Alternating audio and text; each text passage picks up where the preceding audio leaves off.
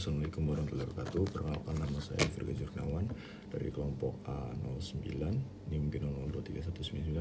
Dalam kesempatan kali ini saya akan mengajak kalian semua untuk belajar bersama anatomi artikulasio genu-plexus brachialis dan regio dorsum extremitas superior. Yang pertama kita bahas genu. Kita berfokus kepada anterior cruciate ligament atau ACL. Mungkin bagi kalian yang suka sepak bola atau suka olahraga kayak basket gitu, mungkin udah familiar lah ya sama ACL. ACL itu atau ligamen anterior cruciate, terserah kalian mau sebut apa, adalah struktur yang terdapat dalam sendi lutut. Os yang berperan dalam sendi lutut dan terkait dengan cedera ACL adalah os femur dan os tibia. Os femur itu ini paha dan os tibia itu adalah tulang kering. Lalu ACL ini berfungsi menghubungkan kedua tulang ini dalam sendi lutut dan cedera pada ACL. Dan cedera pada ACL umumnya terjadi akibat tekanan atau gerakan yang tidak wajar dalam sendi tersebut, seperti putaran atau pergeseran yang kuat yang dapat menyebabkan kerusakan pada ligamen ini.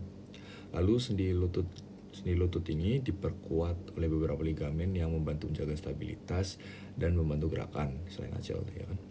Beberapa ligamen utama yang memperkuat lutut meliputi, yang pertama tadi udah saya mention, itu adalah ligamen anterior cruciate atau ACL.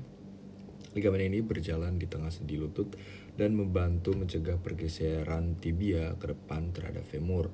ACL juga membantu mengendalikan rotasi dalam sendi lutut. Yang kedua ialah ligamen posterior cruciate atau PCL.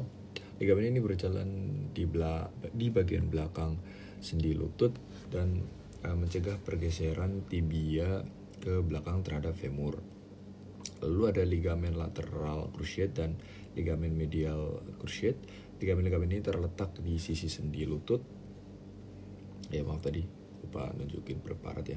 Nah tadi ini ada ligamen medial cruciate. Ligamen medial cruciate di sini medial di luar, dan ada ligamen lateral cruciate atau LCL, itu terletak di sendi lutut. Mereka membantu mengendalikan gerakan rotasi internal, eksternal, atau pergeseran sisi sendi lutut. Jadi belum ditunjukin posterior ya, posterior yang ini teman-teman.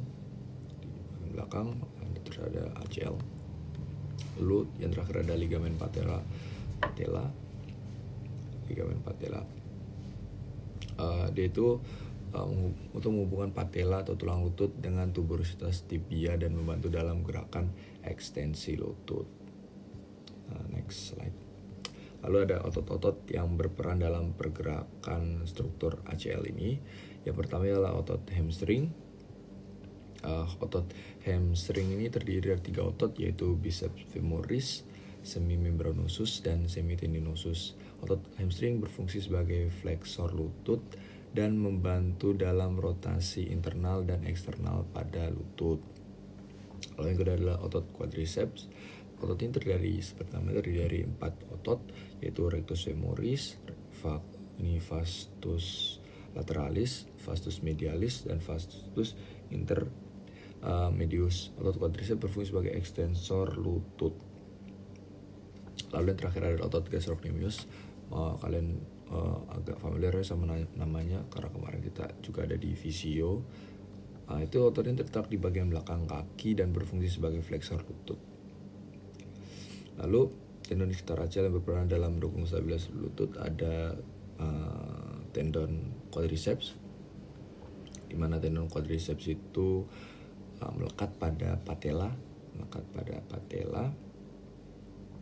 dan kemudian berlanjut sebagai tendon patellar yang menyambung ke tuberositas tibia. Kontraksi quadriceps mengaruhi tegangan pada tendon ini yang pada gilirannya dapat mengaruhi stabilitas ACL. Lalu ada tendon hamstring. Ya, peran dari tendon hamstring ialah menjaga stabilitas lutut. Nah, kelebihan ketegangan pada tendon hamstring ini dapat memodul beban pada ACL. Lalu yang terakhir adalah tendon patellar yang berfungsi sebagai stabilitas lutut, dan ini juga bagian dari tendon quadriceps. Nah, cedera pada tendon patellar ini dapat mempengaruhi fungsi ACL. Slide. Lalu ada bursa pada struktur ACL. Tadi ligamentum cruciate anterior. Yang pertama adalah bursa infrapatellaris, di mana bursa infrapatellaris seperti namanya Infravertebrate di bawah, berada di bawah patella dan mengandung cairan yang membantu melumasi sendi lutut dan melindungi tulang patella dari gesekan. Lalu ada bursa suprapatella, itu seperti namanya, bursa ini membungkus, ada di atas ya. Bursa ini membungkus patella dan umumnya dibagi menjadi bursa, diantaranya ada bursa suprapatellar medial di dalam, berada di bagian medial sendi lutut atau sekitar patella. Lalu ada bursa suprapatellar lateral, berada di bagian lateral sendi lutut atau sekitar patella. Lalu ada bursa suprapatellar superior, itu berada di atas patella atau sekitar sendi lutut.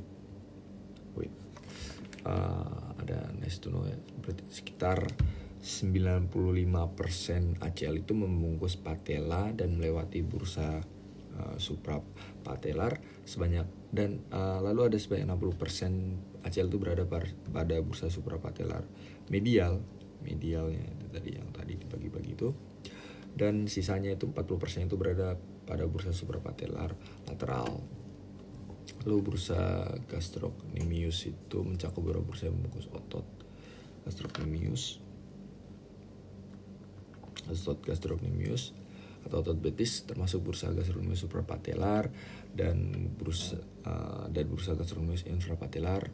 Bursa gastrocnemius suprapatellar merupakan bursa yang terletak di atas otot gastrocnemius supra seperti namanya dan di sekitar sendi lutut melalui ACL. Ini adalah jaringan lembut yang membantu melumasi dan melindungi sendi lutut dari gesekan dan trauma. Slide. Lalu ada vaskularisasi. Yang pertama itu arteri. Ya, arteri pertama itu kita bahas arteri popliteal. Arteri popliteal adalah arteri popliteal. Arteri popliteal adalah arteri utama di bawah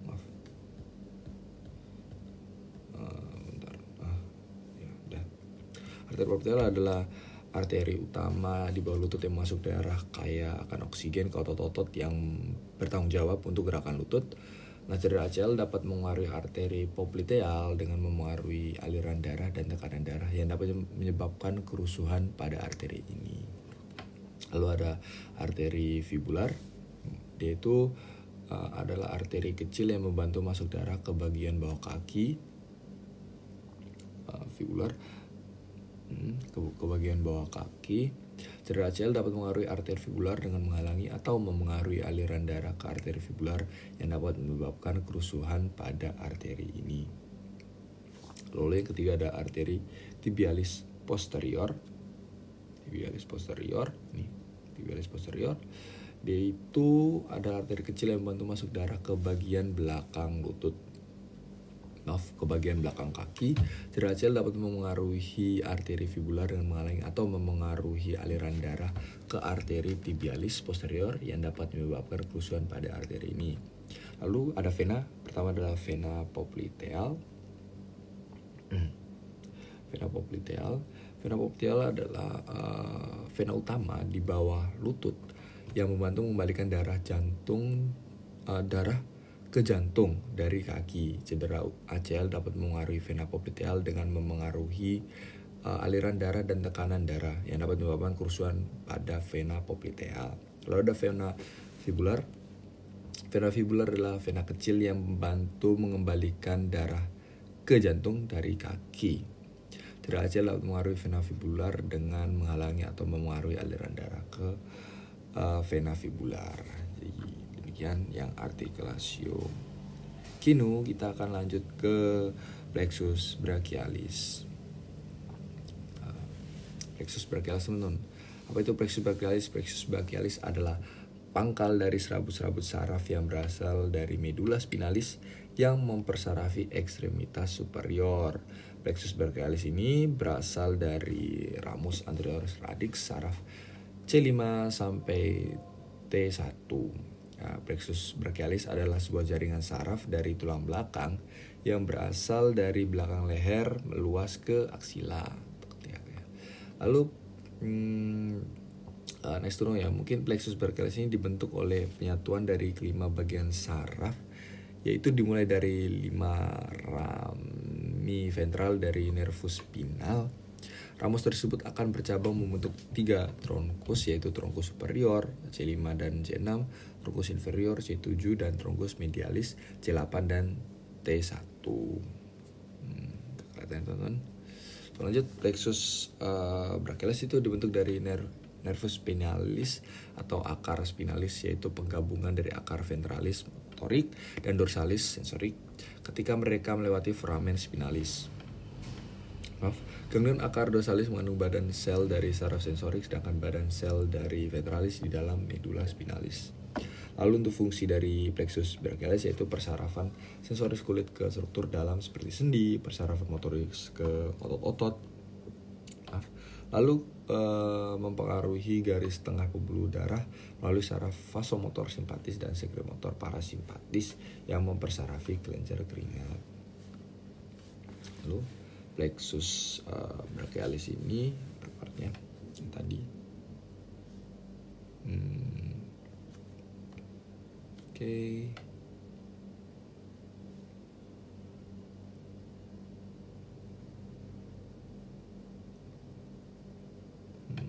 Infrasi.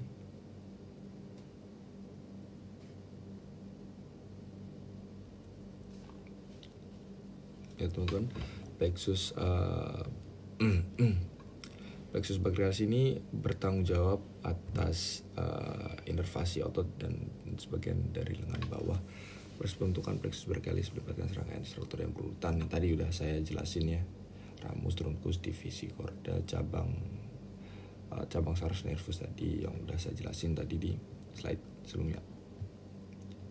Oke, lalu ada nervus yang keluar dari plexus brachialis.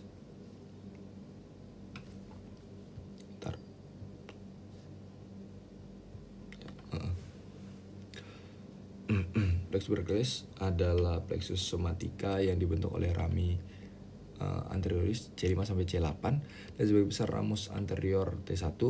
Plexus ini berawal dari regio cervicalis, melintas ke lateral dan inferior di atas costae 1 dan masuk ke regio axillaris. Bagian-bagian plexus brachialis dari medial ke lateral adalah radices, trunci, divisi, dan fasciculi. Semua nerv utama yang mempersarafi ekstremitas superior berasal dari plexus brachialis, kebanyakan dari fasciculinya.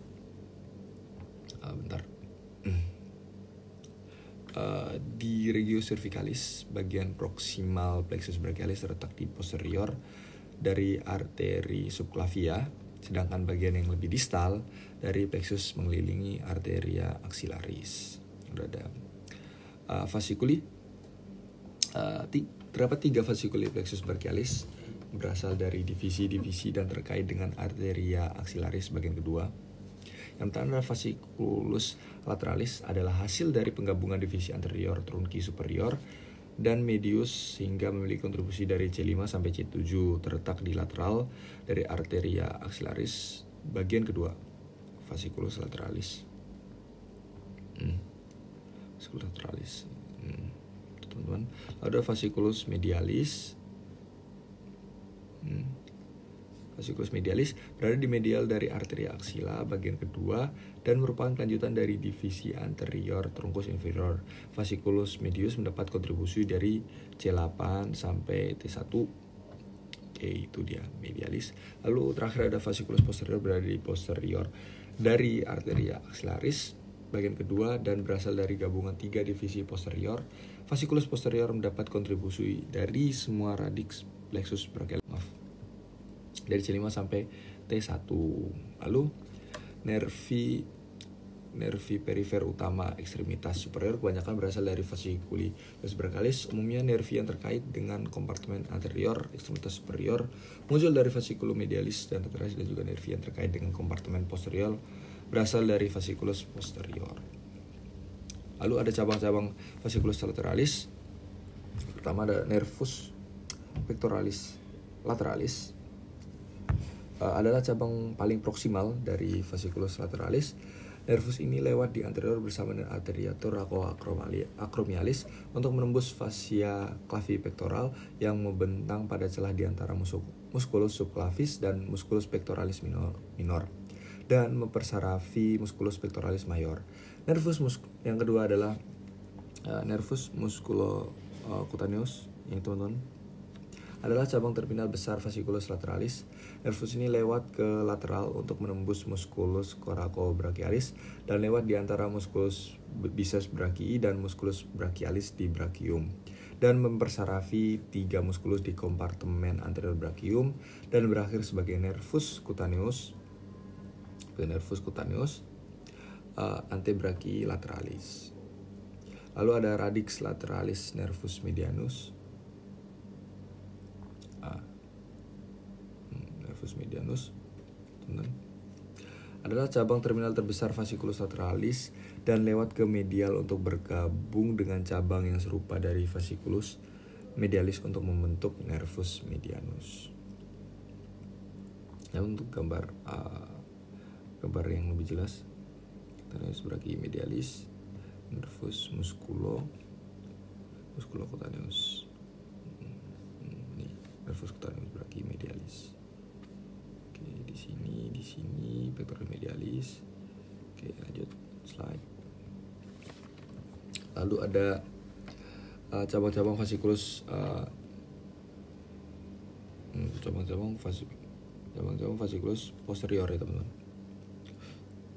Terus ada 5 nervus yang berasal dari fasciculus posterior plexus brachialis. Yang pertama adalah nervus subscapularis superior. Lalu ada nervus thoraco, ini tadi nervus subscapularis superior. Lalu ada nervus thoraco dorsalis. Lalu ada nervus subscapularis inferior. Nervus subscapularis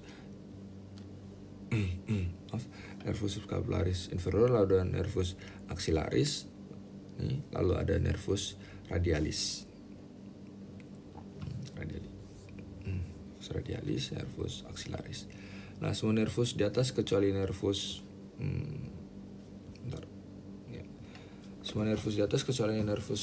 radialis mempersarafi muskuli yang terkait dengan dinding posterior regio axillaris. Kita next slide aja.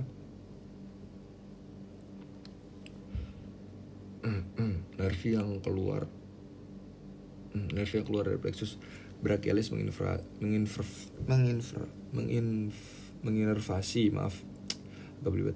berbagai otot di lengan berdasarkan fungsi motoriknya. Yang pertama adalah otot flexor, yaitu biceps brachii dan brachialis yang dapat berperan dalam fleksi lengan. Lalu ada otot extensor, contohnya triceps brachii, yang berfungsi membantu dalam ekstensi lengan. Lalu ada otot pronator teres dan pronator quadratus, itu berfungsi membantu dalam pronasi pergelangan tangan. Lalu ada otot supinator terletak di lengan dan membantu dalam supinasi pergelangan tangan.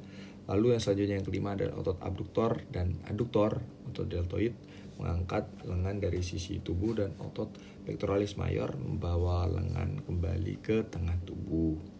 Lalu yang keenam ada otot penggerak jari, ada otot extensor digitorum, ada flexor digitorum superficialis, yaitu membantu dalam gerakan jari. Lalu ada terakhir adalah otot stabilisator, seperti namanya itu untuk menjaga stabilitas bahu. Itu ada otot rotator cuff seperti supraspinatus, infraspinatus, teres minor, dan subscapularis, atau kalau ada jembatan kuda itu tis, teres minor, infraspinatus, supraspinatus, subscapularis. Lanjut, kita bahas mengenai regio dorsum, teman-teman. Ya, regio dorsum ini ada trapezius, ada M levator scapula, ada M rhomboid minor, ada rhomboid mayor, gede, ada latissimus dorsi, K levator. Kita next aja ya, langsung ke kita pertama ada muskuli M trapezius. Itu dia trapezius. Dia itu berorigo di protuberantia occipitalis externa. Terus ada processus spinosus, vertebrae, VC7 dan semua FVT. Lalu dia itu berinsersio di clavicula, acromion, spina, scapula. Jelas ya. Dia itu berinsersio di situ. Lalu dia fungsinya untuk rotasi dan abduksi scapula dan juga fleksi brachium. Dan dia diinervasi oleh apa teman-teman? Dia diinervasi oleh nervus accessorius, yaitu ke M latissimus dorsi. Ya, dia ini berorigo di processus spinosus vertebrae VT7 sampai 12, lalu ada spina iliaca, lalu costae bagian bawah. Ya, ini spina iliaca sias. Lalu ada sulcus, lalu dia itu diinsersio oleh sulcus intertubercularis humeri, lalu dia fungsinya untuk ekstensi, aduksi dan endorotasi brachium. Lalu dia itu diinervasi oleh apa teman-teman? Dia itu diinervasi oleh nervus thoracica. Lalu ada nucleus rhomboideus mayor, ini rhomboideus mayor itu berorigo di processus spinosus VT2 sampai 5, lalu diinsersio oleh margo medialis scapula dan berfungsi untuk mengangkat dan aduksi scapula, dan diinervasi oleh nervus dorsalis scapula. Lalu selanjutnya adalah M rhomboideus yang minor ya minor, itu berorigo di processus spinosus vertebrae VC7 dan VT1. Lalu dia berinsersio di margo medialis scapula sama, lalu dia berfungsi untuk mengangkat dan aduksi scapula sama, dan diinervasi oleh nervus dorsalis scapula sama kayak rhomboideus mayor, dan nanti levator scapula juga diinervasi oleh nervus dorsalis scapula. Berarti M levator scapula sama dia itu berorigo dengan proses transversus PC1 sampai 4, lalu dia berinsersio di margo medialis scapula atau angulus superior, dan berfungsi untuk mengangkat bagian medial, menarik bahu ke belakang.